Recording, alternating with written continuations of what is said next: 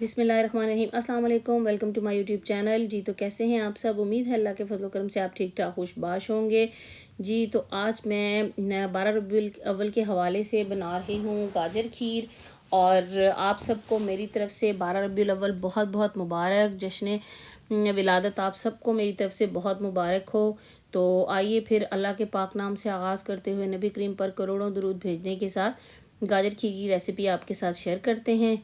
जी तो गाजर खीर बनाने के लिए सबसे पहले मैं आपसे बात करूंगी बर्तन के बारे में। आप जो बर्तन लें, कोई सी भी आपने स्वीट डिश बनानी हो, ये इस तरह का बर्तन अगर आपके पास हो तो बहुत अच्छा रहेगा। कोटेड बर्तन ज़्यादा बेहतर रहते हैं, मतलब सिल्वर या उससे स्टील से। स्टील का तो बिल्कुल भी कोशिश करें ना यूज़ करें, क्योंकि स्टील में स्वीट डिश बहुत एक नाजुक सी होती है और उसके जलने के चांसेस ज़्यादा होते हैं। और स्टील में तो खाम खाम चीज़ जो है वो नीचे से थोड़ी सी जल जाती है।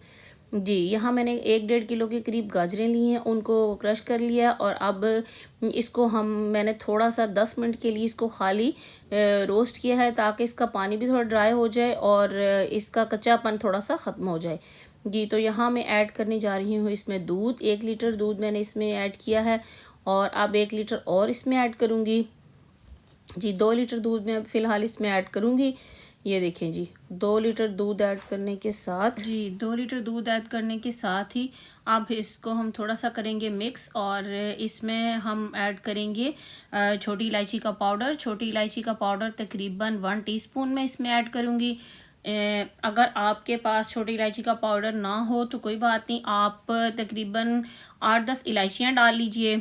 जी तो इसको मैं मिक्स करके थोड़ी देर के लिए बहुत लो फ्लेम पर मैं इसको पकने के लिए रख दूँगी। और क्योंकि इसमें इस बर्तन में जो है ये लगता नहीं, जलता नहीं है नीचे से बिल्कुल भी, तो इसलिए मैंने इसको छोड़ दिया है। अगर आप किसी दूसरे बर्तन में बना रहे हैं तो फिर आप चम्मच मुसलसल हिलाते रहें यहाँ तक। ये देखें जी, अब यहाँ मैं 1 लीटर दूध में मैंने 1 कप राइस फ्लावर डाला है, यानी चावल, बारीक पिसे हुए चावल का आटा जिसको बोलते हैं।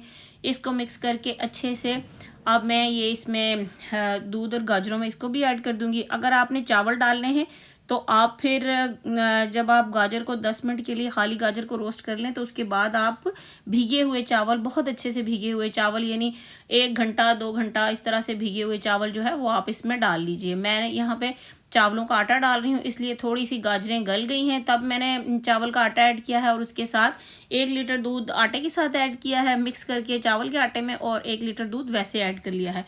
टोटल मैंने 4 लीटर दूध ऐड किया इसमें। जी तो अब हम इसको थोड़ी देर के लिए फिर से बंद करके पकने के लिए छोड़ देते हैं। मैं बार बार आपको ये इसलिए कह रही हूँ कि अगर आप किसी और बर्तन में बना रहे हैं तो आप इसको मुसलसल हिलाते रहें, वरना अगर ये थोड़ा सा भी जल गया तो इसमें बहुत बुरी स्मेल आती है, फिर ये मतलब खाने के काबिल नहीं रहता। जी इस तरह से आप मुसलसल चम्मच हिलाते रहें। ये देखें जी, यहाँ हमारा ये जो गाजर खीर है हमारी, ये काफ़ी हद तक जो है वो गाजरें भी गल गई हैं। तो अब गाजरें तकरीबन काफ़ी हद तक गल चुकी हैं। अब मैं इसमें 4 टेबलस्पून मैंने कॉर्नफ्लोर लिया है, इसमें थोड़ा सा दूध ऐड करके तो इसको अच्छे से मिक्स करके इसको भी मैं इसमें ऐड कर लूँगी। इससे बहुत अच्छी कंसिस्टेंसी आती है। जी ये देखें, इस तरह से इसको हम मिक्स करके अच्छे से और इसमें ऐड कर लेते हैं। ये देखें जी, इस तरह से आप इस रेसिपी को ज़रूर ट्राई कीजिएगा, इंशाल्लाह आपको बहुत पसंद आएगी। और अगर आप चैनल पर नए हैं तो चैनल को सब्सक्राइब करना ना भूलें। ये देखें जी, यहाँ मैं चीनी ऐड कर रही हूँ, 2 कप चीनी मैंने डाली है। ये नॉर्मल सा मीठा होता है, अगर आप तेज़ मीठा खाने की आदी हैं तो आप अपने टेस्ट के हिसाब से चीनी ऐड कर लीजिए। मेरे पास ब्राउन शुगर थी, आप कोई भी चीनी यूज़ कर सकते हैं। ये देखें जी, चीनी डालकर फिर तो आपने बिल्कुल भी इसको छोड़ना नहीं, मुसलसल फिर आपने इसको हिलाना है इसको बिल्कुल रेडी होने तक, क्योंकि चीनी के बाद तो मीठी चीज़ फ़ौरन से जलने लग जाती है, तो इसलिए फिर आपके पास कोई गुंजाइश नहीं है, आपने इसको मुसलसल हिलाते रहना है। ये देखें जी, अब काफ़ी टाइम तकरीबन 2 घंटे तक मैंने इसको कुक किया है, तो ये इस पॉइंट पर आ गया है। अब मैं इसमें ऐड करी हूँ fresh cream. Fresh cream add करके थोड़ी देर मैं फ्रेश क्रीम के साथ इसको पकाऊंगी। और मीठा जो होता है उसके मतलब कुक हो जाने की, यानी ये मीठा रेडी हो गया हमारा, इसका कैसे हमें पता चले? ये ऐसे कि जब इसके छींटे बाहर आने लग जाएं तो आप समझ जाएं कि हमारा मीठा, कोई से भी आप चीज़ बना रहे हो, खीर बना रहे हो या ये गाजर का वो गजरेला बना रहे हो या कुछ भी आप बना रहे हैं, तो मीठे की यही एक साइन होता है मीठे का पक जाने का, कि उसके छींटे बाहर आने लग जाते हैं। ये देखें इसमें भी जैसे अब थोड़ी सी वो बन रहे हैं बबल्स। ये देखें अब हमें इसमें ऐड करने जा रही हूँ रोज़ वाटर। तकरीबन इसमें मैंने half teaspoon rose water add किया है। ये देखें जी कितने अच्छे से जो है हमारा गजरेला तैयार हो गया। अब इसको हम अब थोड़ा सा ये ठंडा हो चुका है तो अब मैं इसको थोड़ा ज़रा डिश आउट कर लेती हूँ और डिश आउट करके इसको फिर गार्निश करते हैं पिस्ता और बादाम के साथ।